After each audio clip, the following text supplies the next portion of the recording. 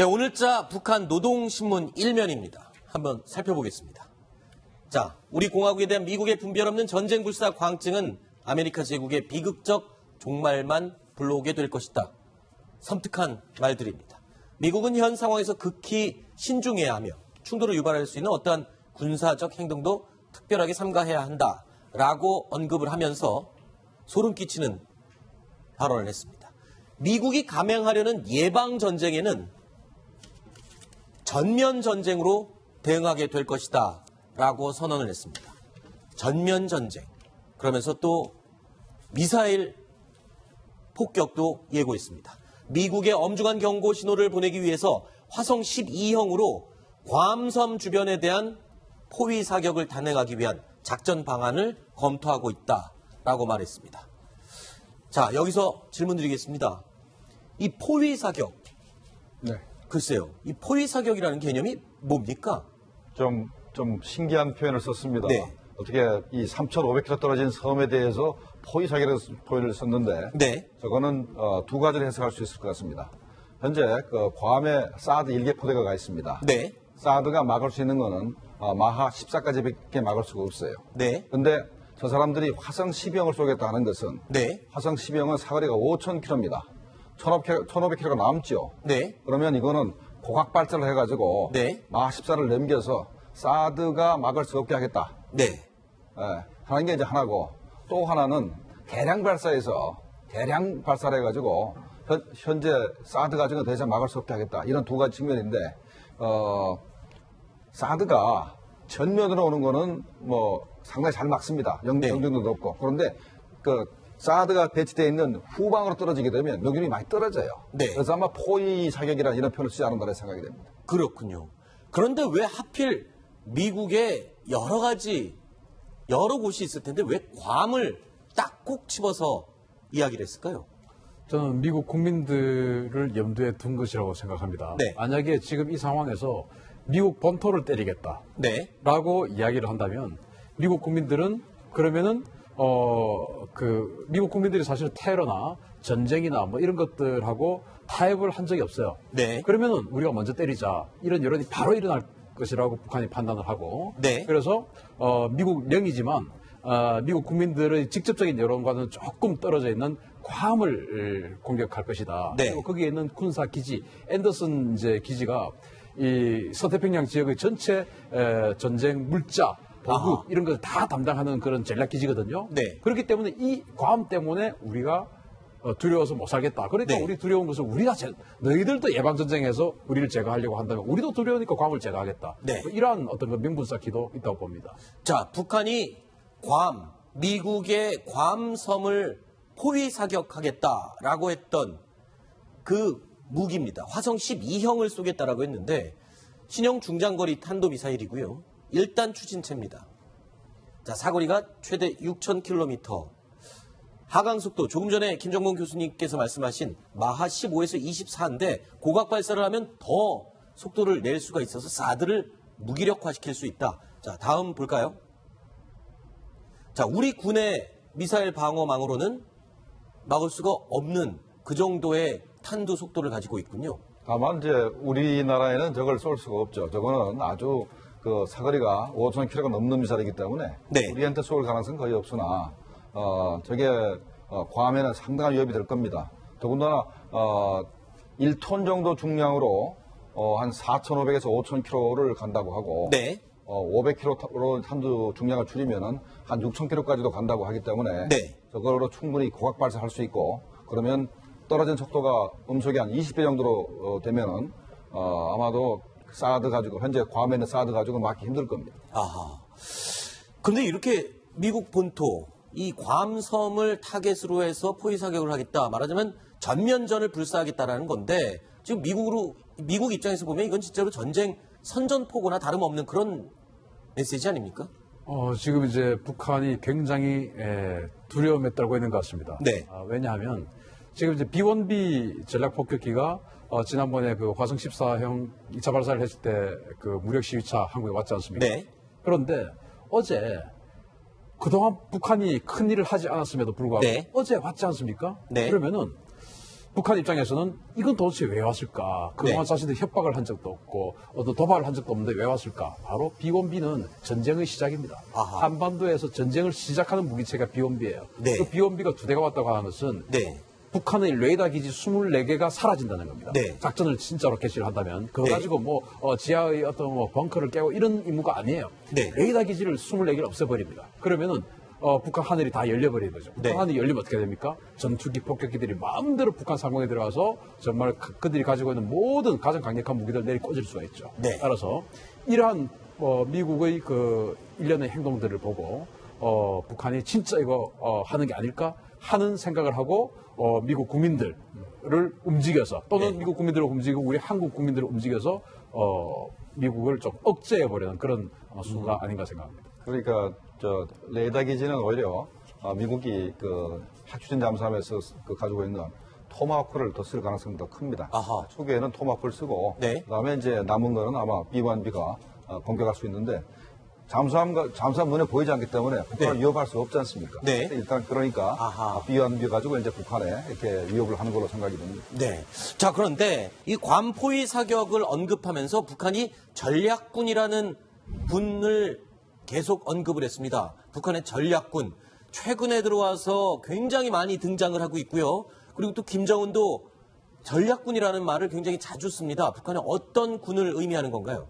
북한에 원래 전략 로켓 사령부가 있었습니다. 네. 그러니까 북한의 미사일 가지고 우리를 공격하기 위해서 또 다른 그 괌이나 이런 걸 공격하기 위해서 전략 로켓군 사령부를 편성해서 운영해 왔는데 이게 2014년도가 되면 네. 이게 로켓 숫자가 떨어지고 전략군 사령부로 바뀌게 됩니다. 그러면 육해 공군과 별도로 전략군이라는 제4군이 생기는 그렇죠. 거군요. 4군이 되면서 병력 숫자도 한 10만 명 정도 된다고 아하. 보고 있고, 그다음에 이제 전략군에 대해서 상당히 우대를 합니다. 네. 그러니까 여러 가지 그 곡장이라든가 네. 여러 면에서 김정이 굉장히 우대를 하고 하는 부대인데 전략군이 편성되면서 원래 그 김낙겸이라고 해서 네.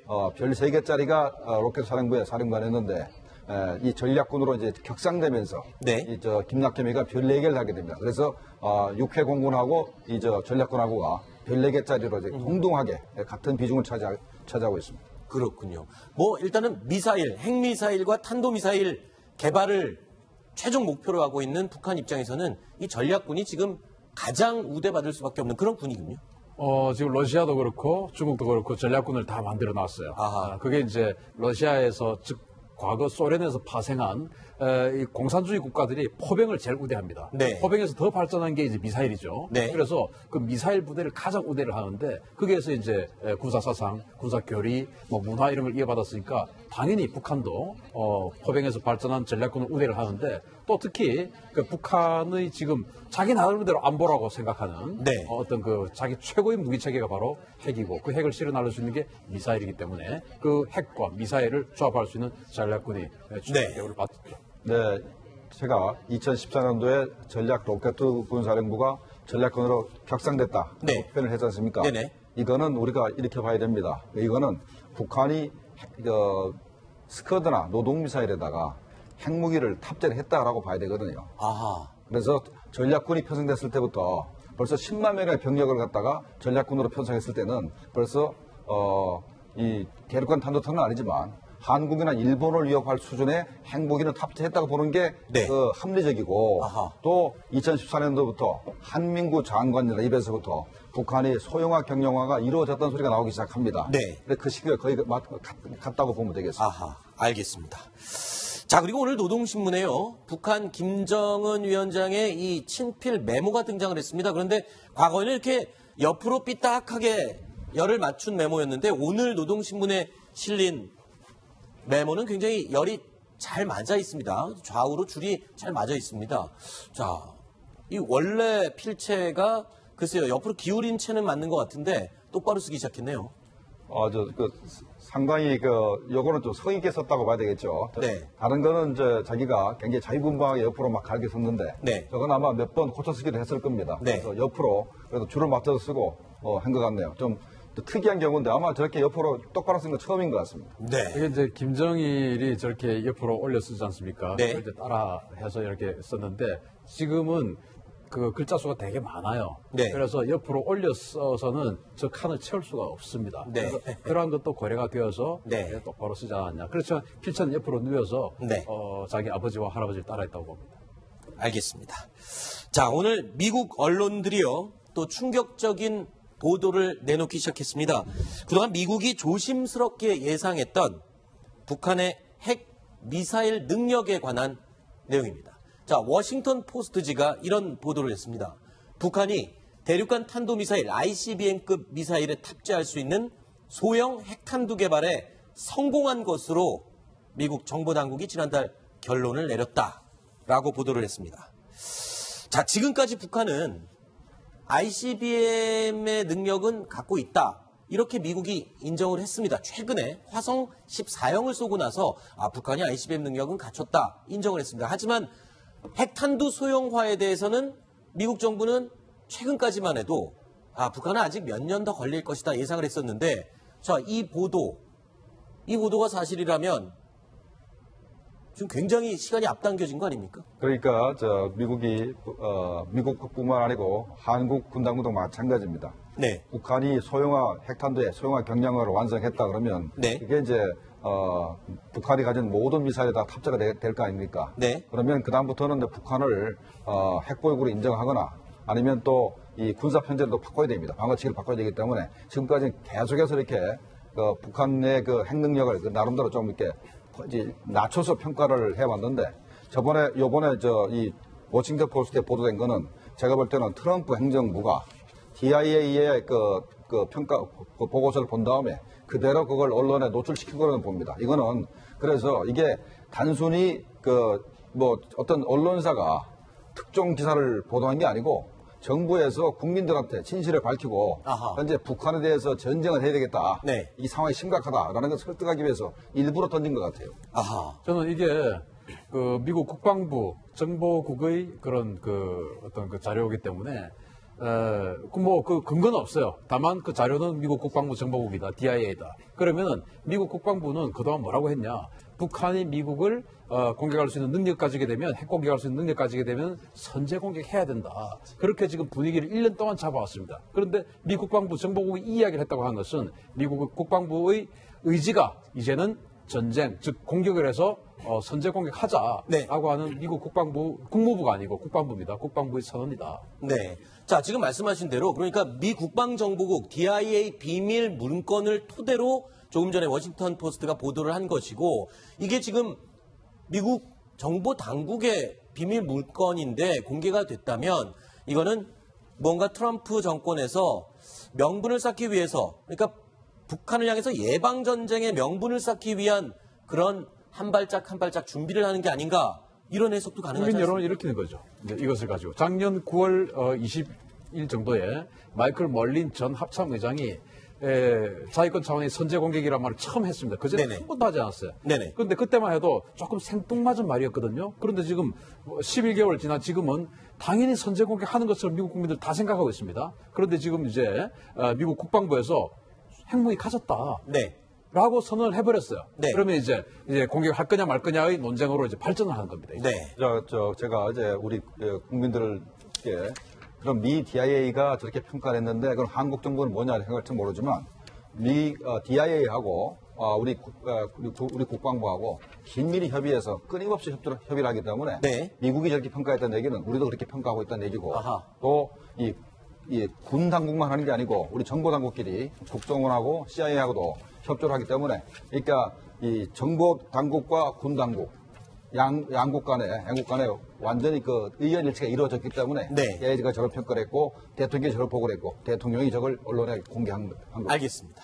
자, 미국마저도 인정한 북한의 핵탄두 소형화.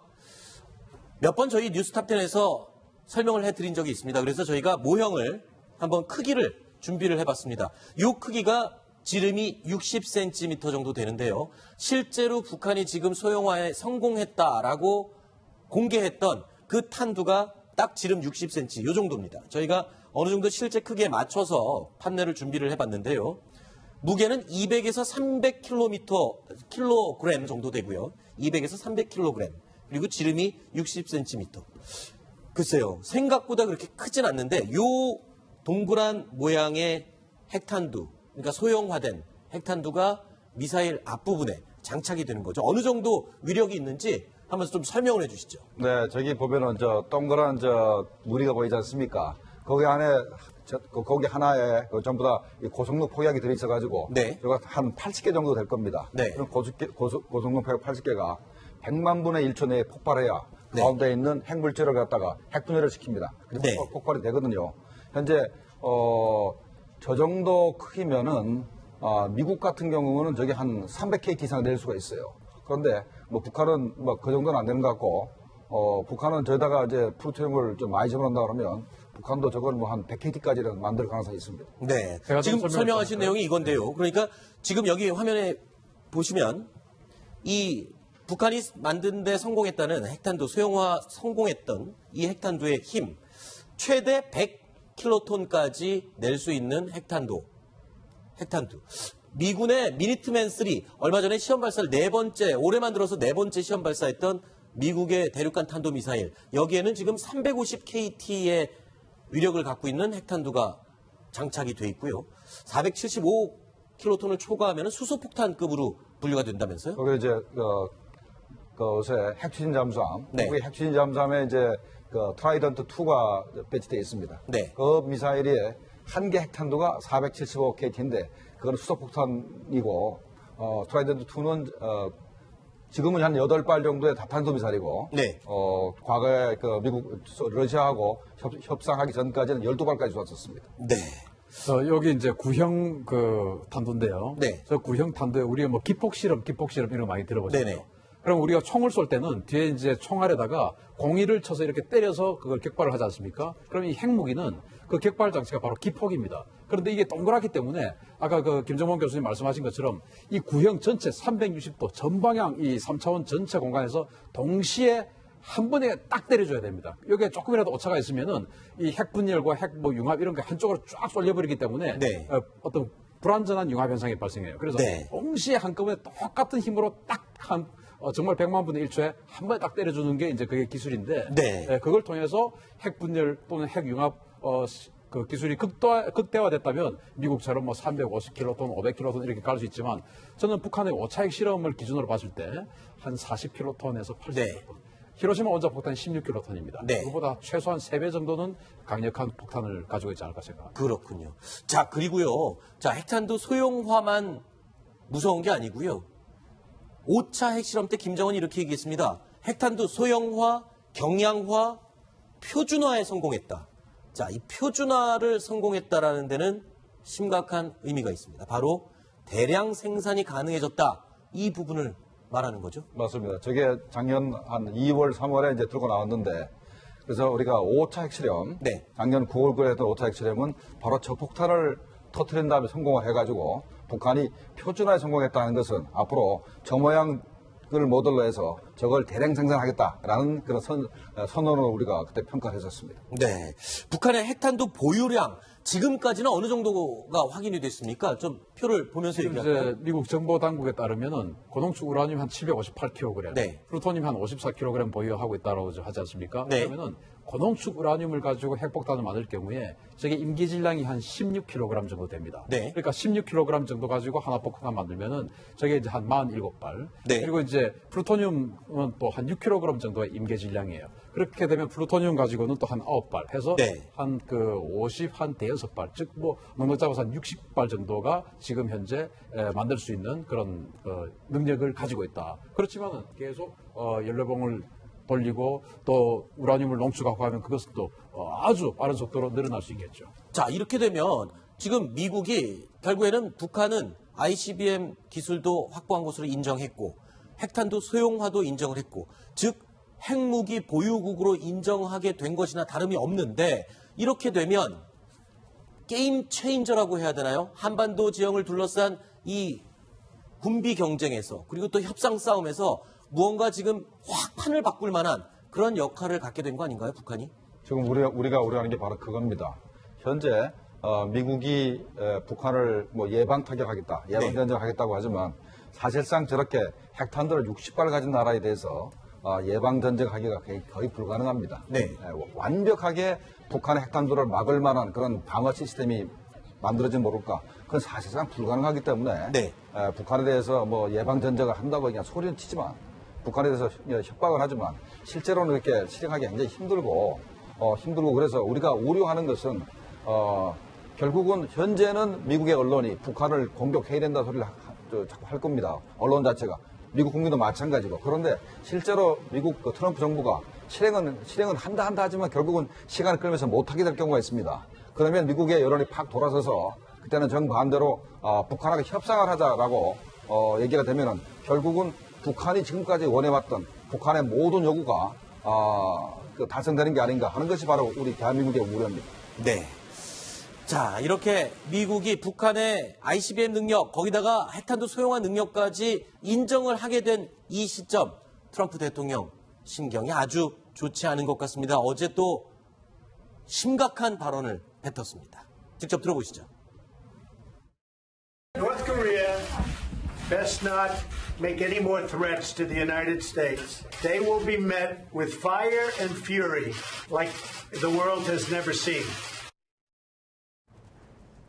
자, 화염과 분노. 미국 대통령 입에서 화염과 분노를 북한이 보게 될 것이다.